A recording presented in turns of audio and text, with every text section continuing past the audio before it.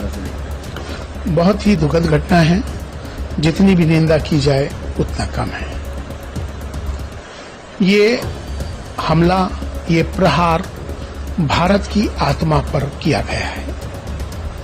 जिस तरह से 28 लोग की निर्मम हत्या कर दी गई,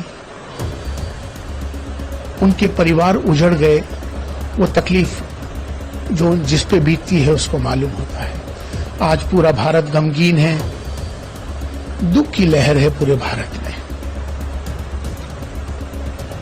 हम सबको इस समय एक होकर इसका मुकाबला करना होगा।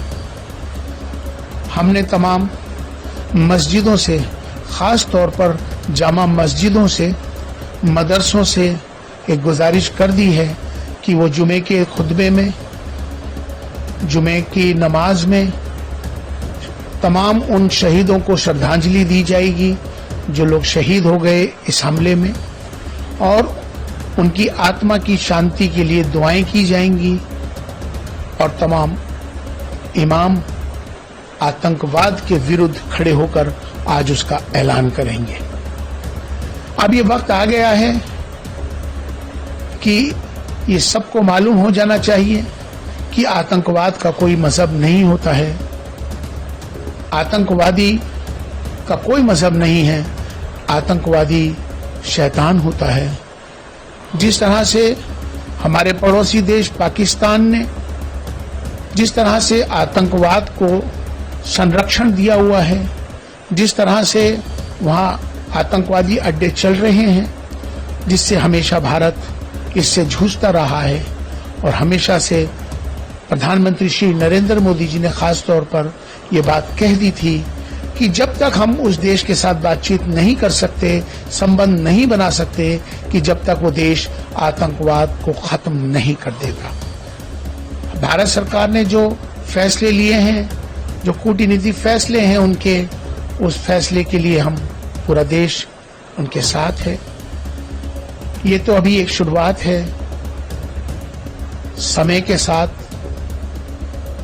फैसले लेकर इसका मुकाबला करने के लिए भारत तैयार है।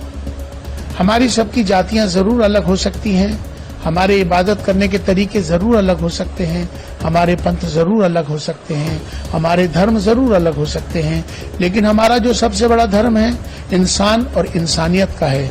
आज इंसानियत का कत्ल हुआ है। इस्लाम पीस का, सलामती का मजहब है। इस्लाम बचाने का नाम है। इसलिए आतंकवाद के विरोध में हर मस्जिदों से ये ऐलान हो जाएगा कि अब आतंकवाद का खात्मा करना है। पाकिस्तान को उसका जवाब देना है।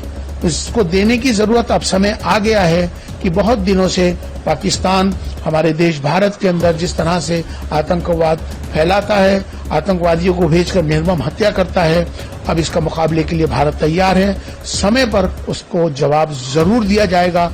और चूंकि आज का जो भारत है ये बदलता भारत है, आज का भारत नवीन भारत है, आज का भारत उत्तम भारत है।